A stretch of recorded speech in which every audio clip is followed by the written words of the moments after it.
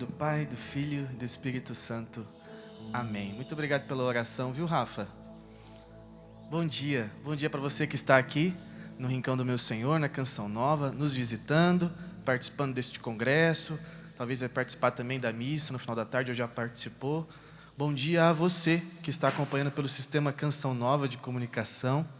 É um prazer falar diretamente ao seu coração, da palavra de Deus. Bom dia ao pessoal do ministério, Tiago Marcon, todo mundo que está trabalhando aqui no evento. É muito bom estar aqui.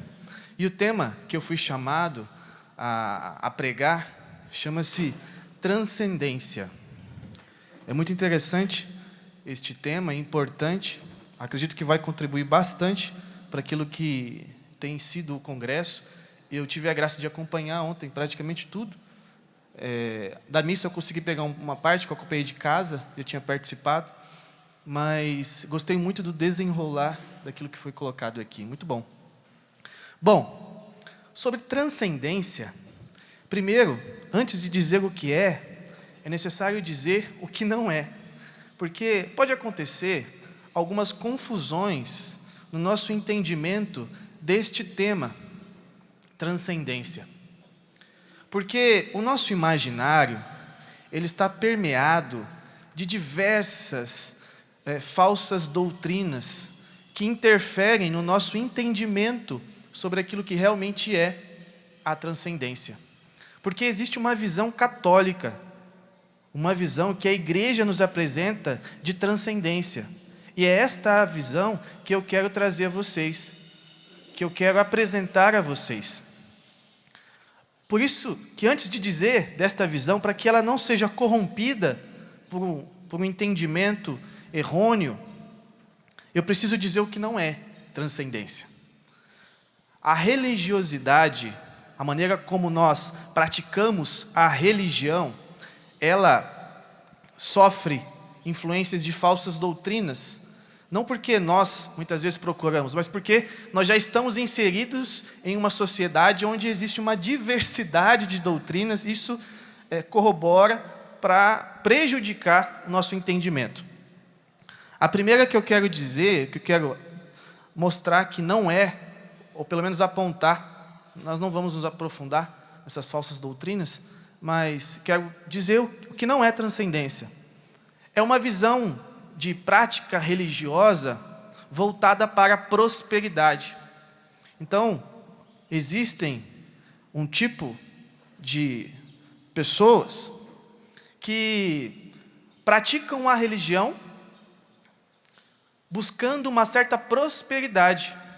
E na medida em que coisas positivas acontecem em sua vida, elas identificam isso como transcendência, como algo que as elevou, que acrescentou na vida delas. Olha, pode até acontecer uma certa prosperidade, sim, mas isso não é a transcendência, e essa não é a visão católica.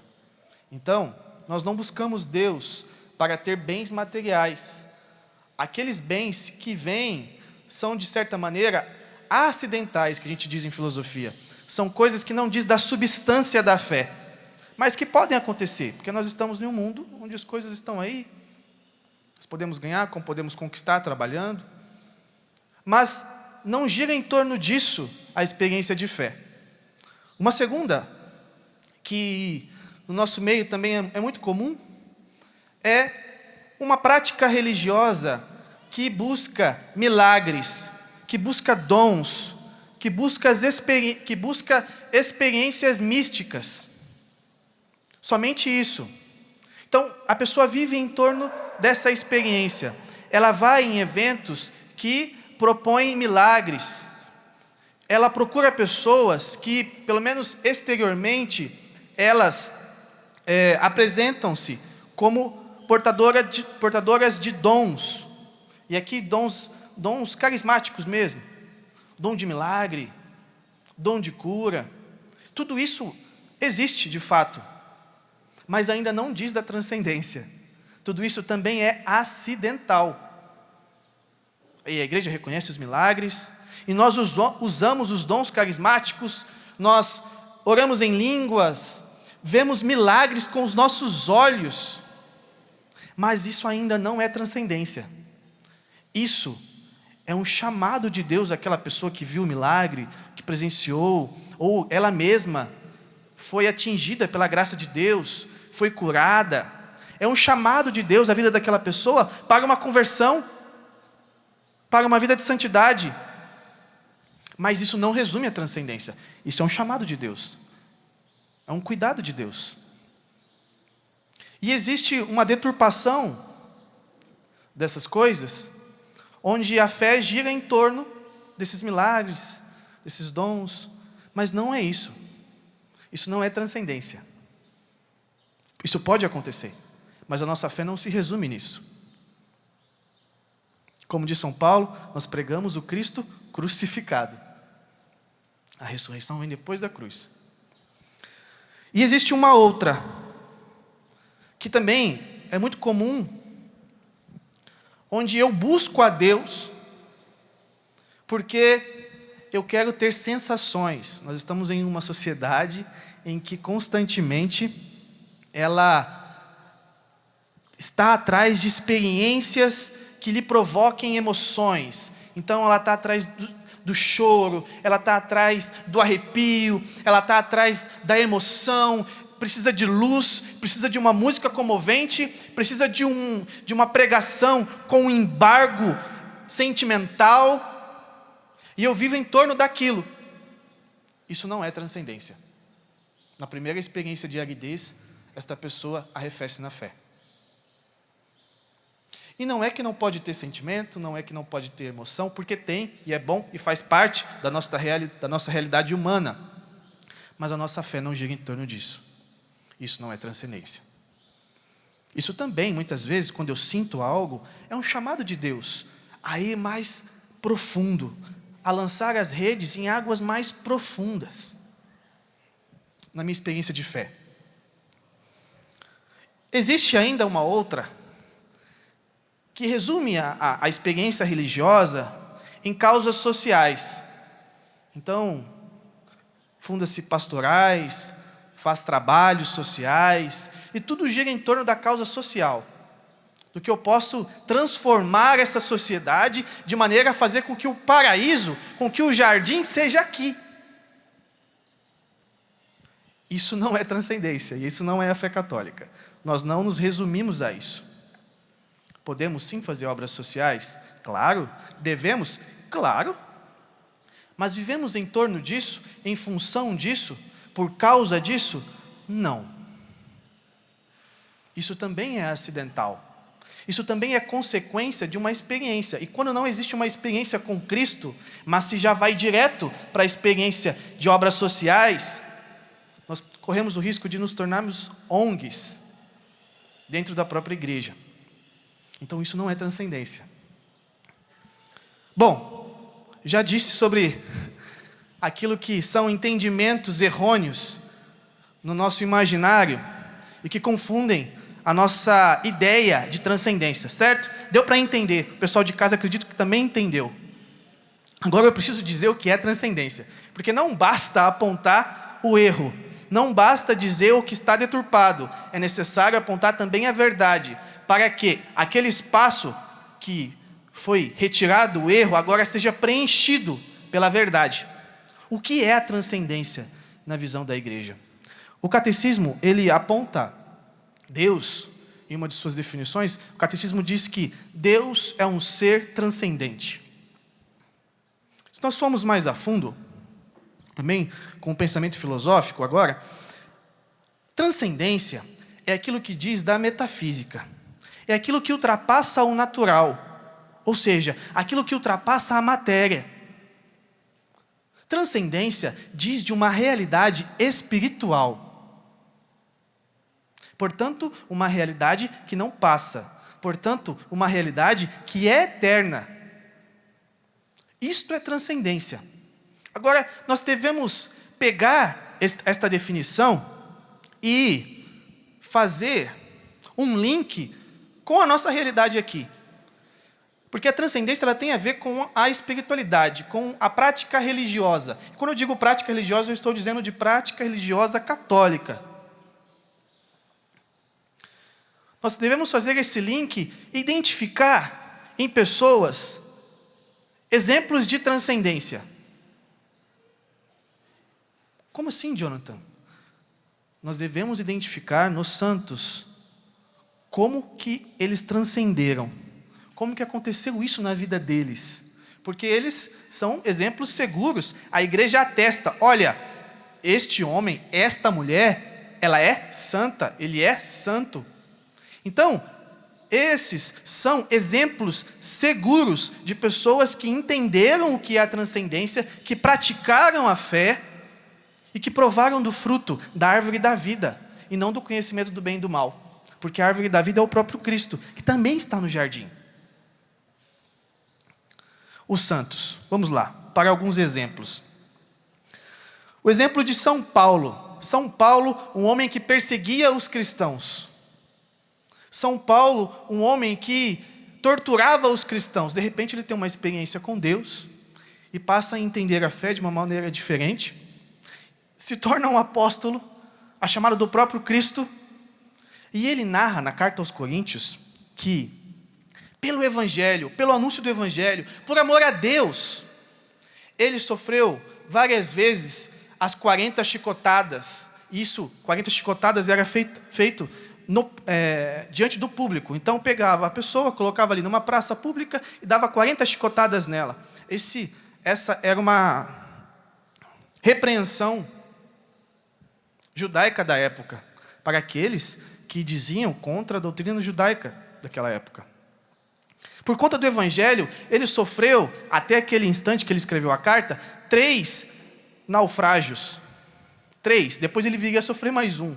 Por conta do Evangelho, ele foi apedrejado e dado como morto, mas não estava. Por conta do Evangelho, ele teve que fugir de uma casa escondido em um cesto. Imagina. Por conta do Evangelho, ele passou por todos esses sofrimentos. Por conta do amor a Deus. Vamos para o exemplo agora de São Pedro. São Pedro é um homem que negou Jesus Cristo quando ele mais precisava da sua ajuda. Embora só o próprio Cristo poderia dar aquela resposta. São Pedro, ele disse não conhecer Jesus na sua paixão. Mas depois, amadurecendo na fé, São Pedro foi também crucificado. Só que no momento da sua crucificação ele disse, não me crucifica em pé não, porque eu não sou digno. Faz o seguinte, me põe de ponta cabeça, que aí sim, porque como o Senhor eu não sou digno de morrer. Este é São Pedro. São Pio de Petreutina, um santo mais recente. Talvez você pode falar assim, poxa, São Paulo, São Pedro, não tem um outro? São Pio. São Pio, um santo conhecido por ser um grande confessor, passava horas, mais de 12 horas no confessionário, sequer se alimentava direito, tomava uma xícara de chocolate quente, comia pouquíssimo, alguns vegetais, fazia jejum, e passava horas ali no confessionário. Tinha um dom de ciência muito apurado.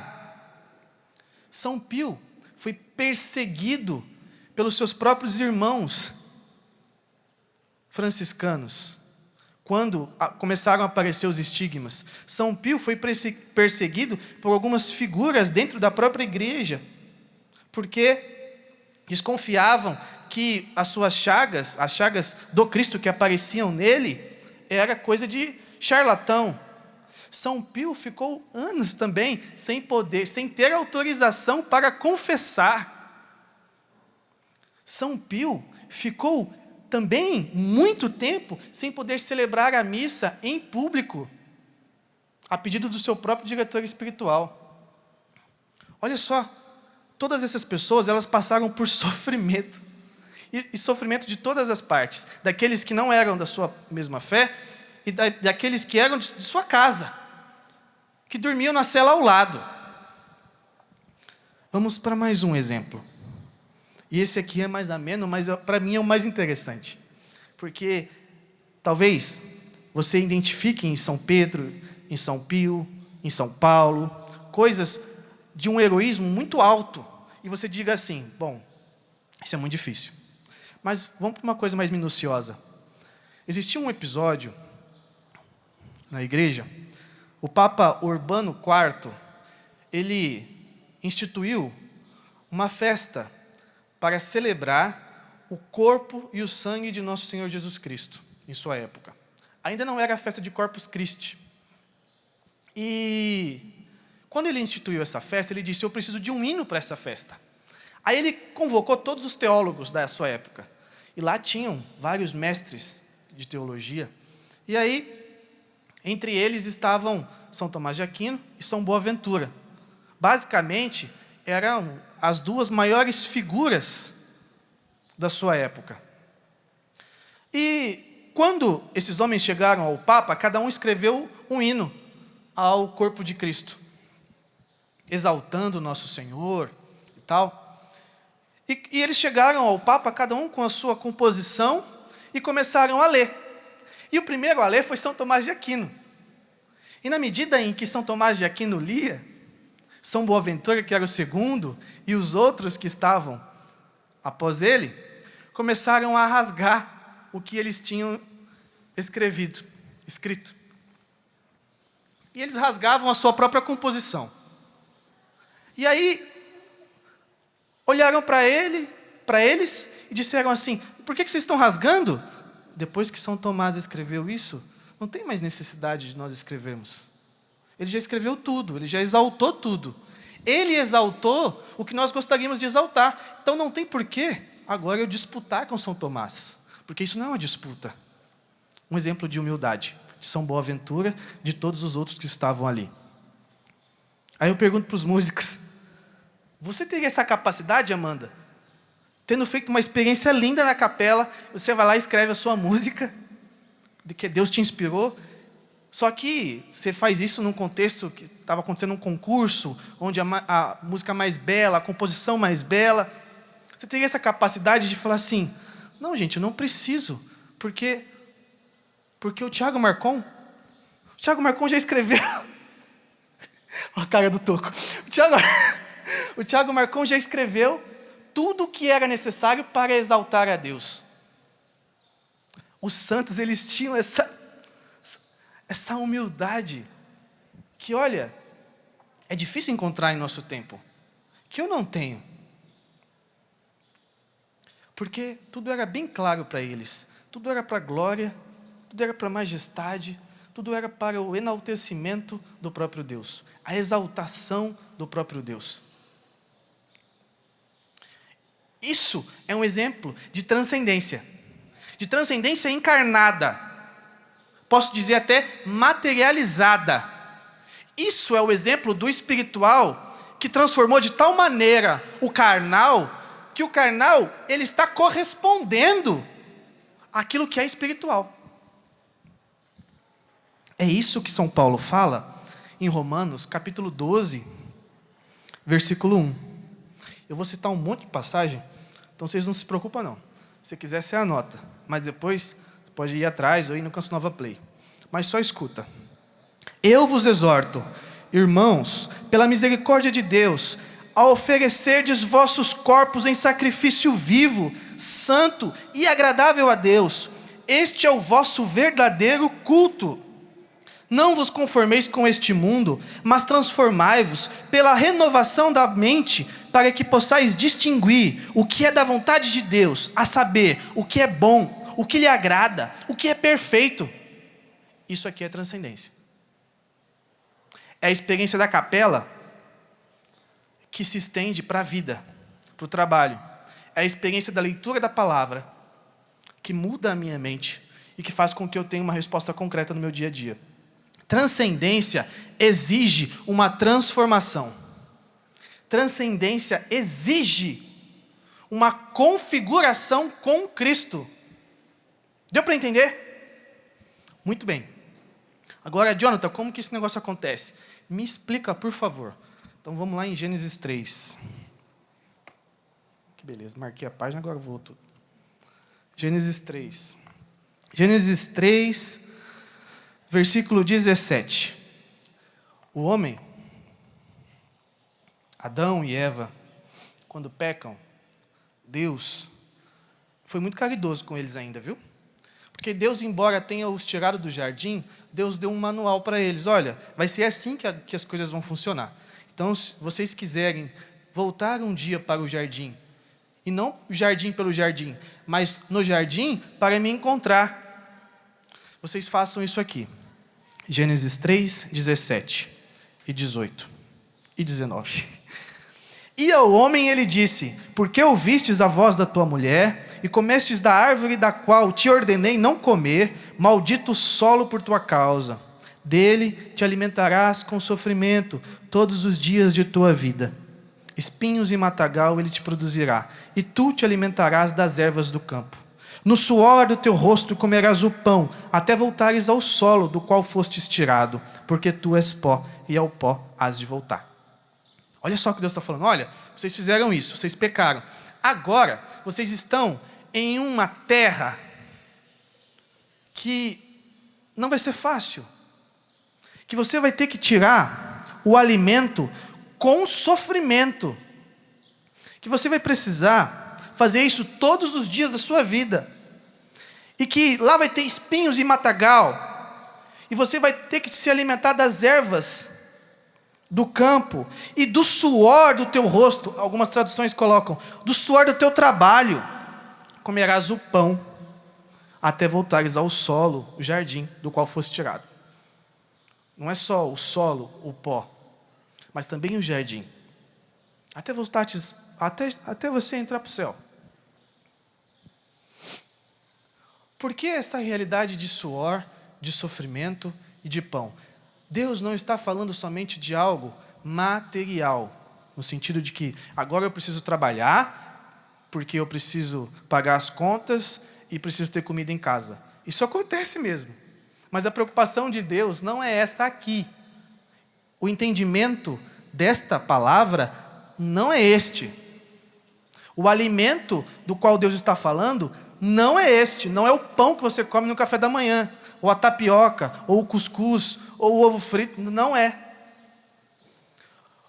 O sofrimento, o suor que Deus está falando, também não é o suor simplesmente de um esforço físico. Não. Vai comigo, lá em João 6. Em João 6 é muito interessante, porque aconteceu algo bem inusitado. Jesus, ele multiplicou os pães em um determinado momento. E a fama de Jesus já estava bem espalhada, Jesus já era bem conhecido, então multidões iam até ele. E quando essas multidões iam até ele, depois de ter multiplicado os pães, ele disse para as multidões, disse assim, 26, João 6, 26, em verdade vos digo, estáis me procurando, não porque vistes sinais, mas porque comestes pão e ficastes saciados.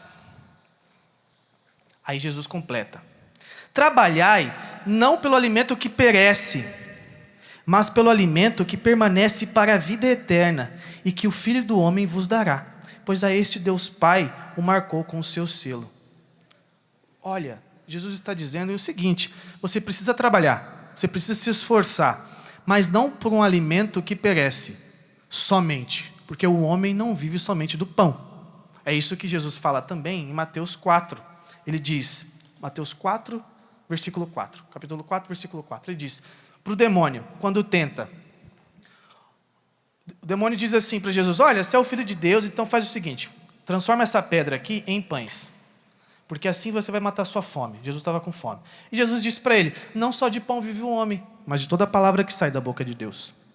Jesus então, que é aquele que, quando se encarna, ele leva a revelação ao ápice, ele apresenta como o homem deve viver a religiosidade, ele diz, olha, existe um outro alimento, existe um alimento que não é o pão que você come todos os dias, mas é um alimento que é espiritual, e é por este que você deve trabalhar. Tudo bem, Jonathan, você já está me explicando que existe um outro alimento, mas esse negócio de trabalhar, o que é o trabalhar? O trabalhar é o que nós chamamos de ascese, que também podemos traduzir como um esforço. espiritual que nós fazemos dia após dia, porque é isso que Deus nos pede. Olha, todos os dias agora você vai trabalhar para você ter o seu alimento, mas não é um alimento físico, é um alimento espiritual. Então esse movimento que o homem faz todos os dias, é o movimento de ir à capela todos os dias, é o movimento de participar da missa todos os dias, é o esforço de, no dia anterior, você sempre se perguntar, eu e minha esposa, a gente sempre faz assim, amor, amanhã a gente vem aqui em missa, meio-dia, 7 horas, então sempre no dia anterior, você organiza o seu dia seguinte, a partir da missa que você vai, porque aí você precisa encaixar as outras coisas, e agora você encaixa a missa e o sono da Manuela, porque aí tem que encaixar com a soneca dela. Veja, é o esforço de todos os dias você trabalhar pelo alimento que não perece, pelo alimento que Deus te dá. Aqui começa a transcendência. Este alimento nós podemos colocar de maneira genérica, nós podemos traduzi-lo como graça. Todos os dias agora, o homem que estava no jardim, mas não está mais, e está em uma terra onde existem espinhos, onde existem feras, este homem agora é convocado a trabalhar para colaborar com a graça, para corresponder à graça. Este homem é chamado a organizar a sua vida não só em função do material, mas do espiritual. E isso se traduz em práticas religiosas. Nós podemos colocar aqui 2 práticas religiosas. A primeira é a vivência dos sacramentos. Meu filho, você precisa ser batizado, precisa fazer o crisma, precisa receber a primeira Eucaristia, e depois receber a Eucaristia com frequência, comungar bem, participar das missas ao domingo. Você precisa ter essa vivência eucarística, participar bem da missa e comungar bem, porque isso vai fazer com que do seu interior brote uma fé que é fecunda, uma fé que se enraiza e que se traduz em obras, porque a fé sem obras é morta, como diz São Tiago. Então você precisa ter uma vivência sacramental. E falando de sacramento, você precisa também se confessar bem, se confessar com frequência. Você precisa se manter em estado de graça. Porque quando você se mantém em estado de graça, existe dentro da sua alma algo que nós chamamos de organismo espiritual que cresce. Na medida em que você está em estado de graça e que você pratica a religião, é isso mesmo, você tem que praticar. Você tem que adorar, você tem que meditar a palavra, você tem que participar da missa, você tem que rezar o terço. E fazendo tudo isso em estado de graça e da maneira correta, se confessando bem, isso cresce dentro de você. E você vai chegar um dia ao ponto de ter atos heróicos, como o de São Paulo, que foi morto à espada. Colocou a cabecinha aqui, ó, e a espada veio e cortou. Como o de São Pedro, que foi crucificado de ponta cabeça. Como o de São Pio, que ofereceu toda a sua vida. Como o de São Boaventura, que foi humilde, junto com os outros teólogos que estavam ali. Nós chegaremos ao ponto de provar do fruto da transcendência, na medida em que nós praticarmos corretamente a religião, a verdadeira religião católica. Certo? Então, essa vivência sacramental, ela é fundamental. E sem ela, não existe espiritualidade. Não existe, porque o ensinamento da igreja é esse: tem que ter sacramento, tem que ter confissão, e tem que ter confissão frequente, porque eu também me incluo, infelizmente nós pecamos todos os dias. O justo peca 7 vezes ao dia. Se o justo peca, meu filho, quanto mais eu, quanto mais você, porque eu não sou justo. Então nós precisamos nos confessar com frequência, e cada vez que você se confessa, o Padre Paulo pregou há 2 revoluções atrás sobre confissão. Ele fez um aulão ali de confissão. Ele intitulou a pregação como isso, um aulão de confissão. Vale muito a pena, porque ali ele dá o passo a passo. Você encontra no Canção Nova Play. Ali ele dá o passo a passo do que é a confissão, como se confessar. Então, você precisa fazer isso certo, porque cada vez que você se confessa, Deus infunde a graça em você, a graça santificante, e essa graça vai crescendo. E quando você está em pecado mortal, você não tem essa graça, você não tem um organismo sobrenatural em você, você não tem ferramentas interiores para lidar e ter um fruto de transcendência. Confissão, Eucaristia. Confissão, Eucaristia. Confissão, Eucaristia. Basicamente, os sacramentos que nós recebemos com mais frequência são esses. Porque o batismo você vai receber uma vez, o crisma também, você vai provavelmente se casar e você vai passar o resto da vida com aquela pessoa, se ela não morrer, se você não casar novamente.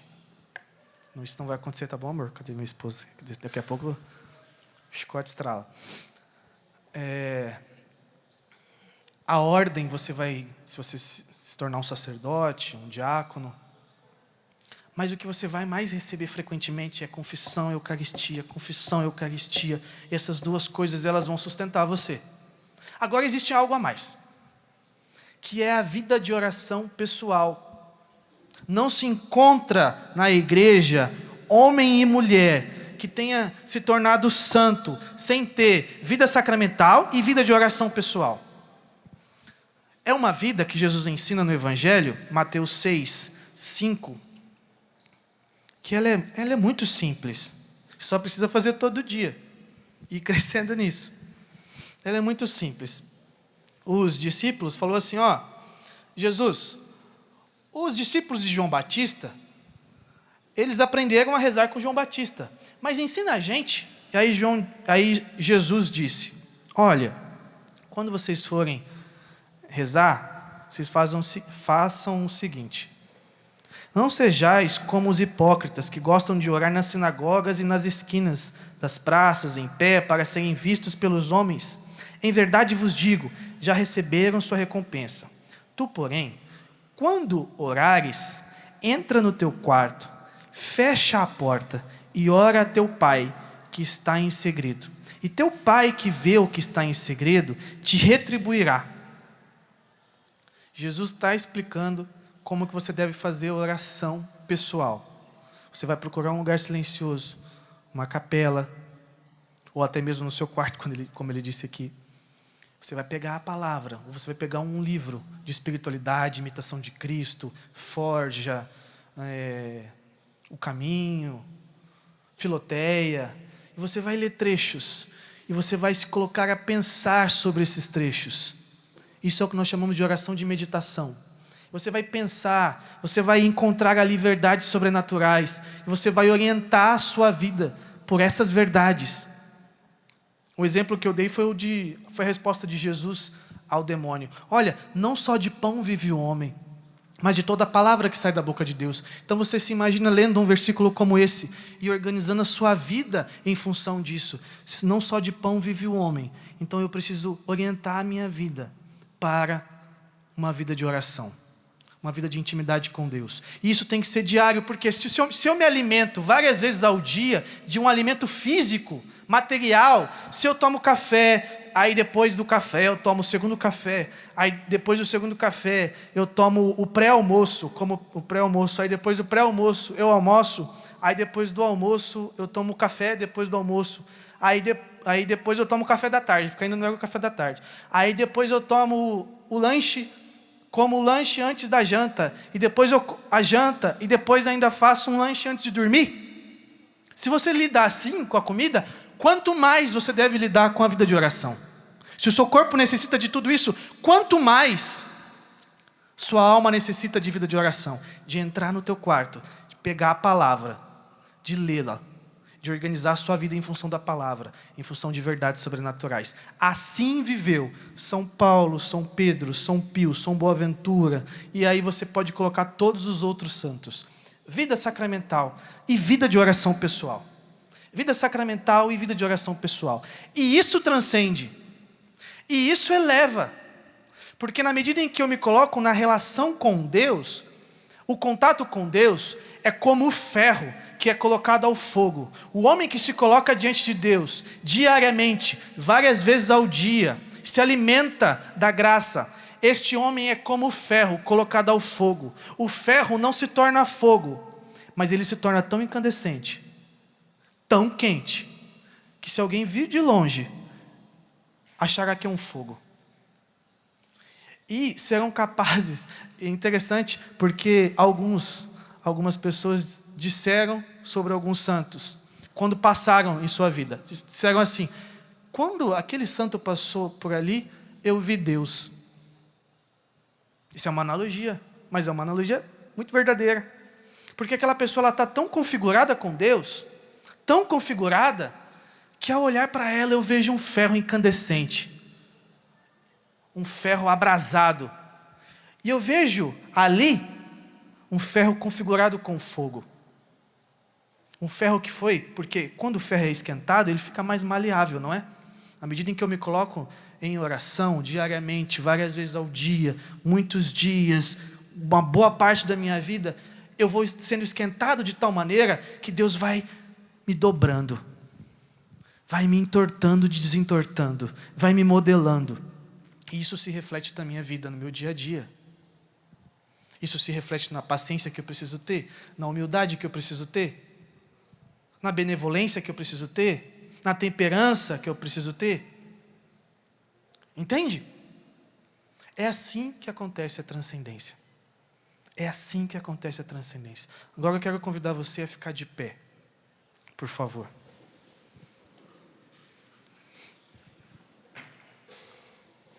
Veja bem, não é embora eu tenha colocado tudo isso, mas não se trata somente de uma decisão humana, mas de uma decisão humana que precisa ser potencializada pela graça, apoiada pela graça, fecundada pela graça, impulsionada pela graça. Uma decisão humana que precisa provar da graça e sentir saudade e querer mais e buscar a fonte desta graça. Então, eu quero chamar você agora a fazer essa experiência de pedir a Deus que Ele te conduza, porque você escutou essa pregação, olha, você já deve ter escutado outras, eu não vou te encontrar mais, mas eu preciso dizer a você, você precisa fazer esse caminho aqui. Você precisa trabalhar todos os dias e do suor do teu trabalho, você precisa ter o teu alimento espiritual, porque senão você não volta para o jardim, porque senão você não encontra o jardineiro. É assim. É assim. Essa foi a pedagogia que Deus deixou para nós.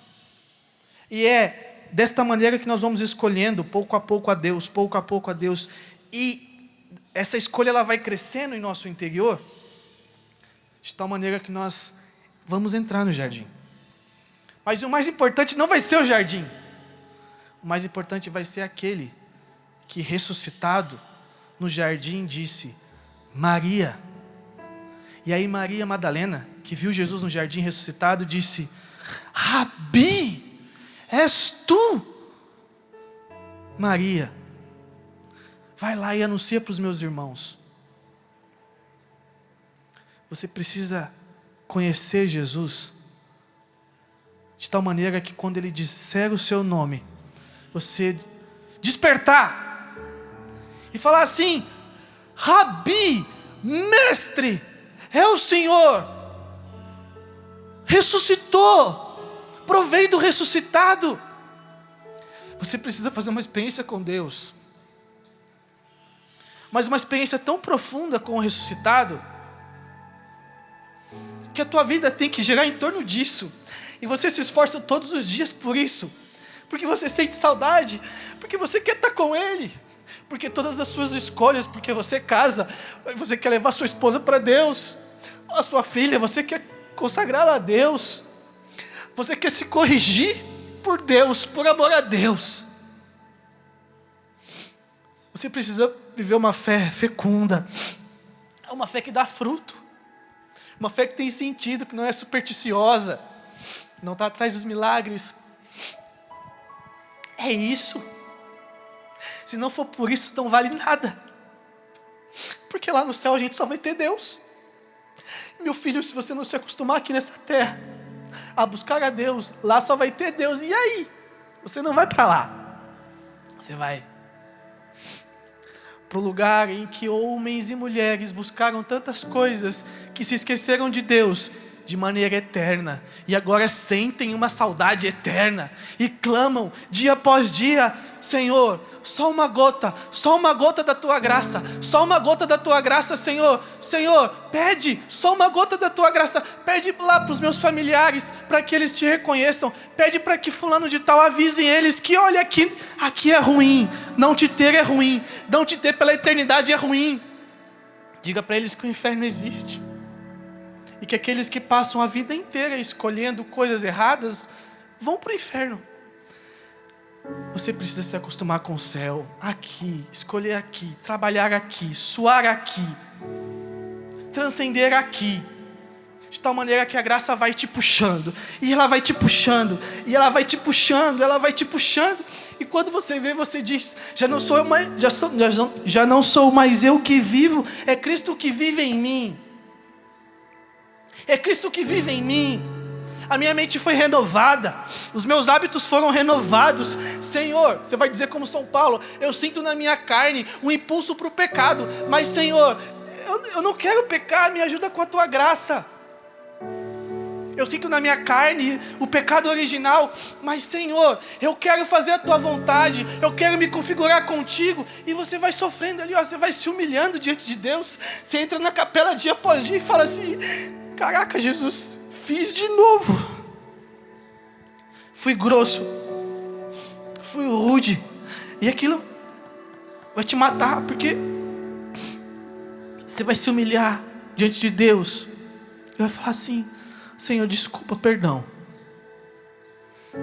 Minha carne falou mais alto, perdão, mas eu quero recomeçar.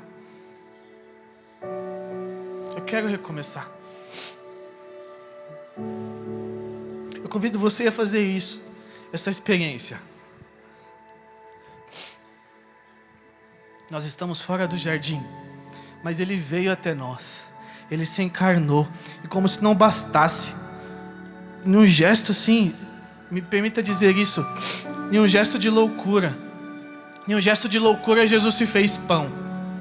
Em um gesto de loucura, Jesus se fez menor que um homem, porque já era uma kenosis se esvaziar e tornar-se homem, e Ele se fez pão, como se não bastasse se tornar homem, para nos encontrar. Pode tirar daqui se quiser. Ele quis nos encontrar de toda forma. Ele quis fazer pão, para que deste pão, que na verdade é carne, irradiasse a sua graça e te alcançasse. Fique de joelhos. Fique de joelhos, porque o Senhor está aqui. O Senhor, agora, o Rei dos Reis, o nosso Salvador, aquele que Maria reconheceu como mestre, Ele está em nosso meio.